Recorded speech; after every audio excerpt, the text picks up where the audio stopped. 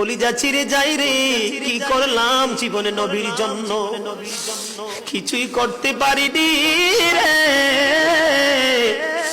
নবী তায়েফের জমিনে বন্ধু কত কষ্ট করলো, উহুদের জমিনে কত কষ্ট করলো।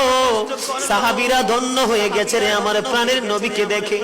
ও বন্ধু, নবীকে না হলো জীবনে দেখার সৌভাগ্য, না পারলাম নবীর কথাগুলো বন্ধু মেনে চলতে। মালিক বিন সিনান একটা ডাক দিয়ে বলল, গো নবী, একটা ফোঁটা রক্ত আমি উহুদের জমিনে পড়তে দিব না যতক্ষণ পর্যন্ত রক্ত বের হবে। আমি আপনার রক্ত মুবারক ভক্ষণ করতে থাকবো। এই বলে বন্ধু রক্ত মুবারক চুষতে শুরু করলেন।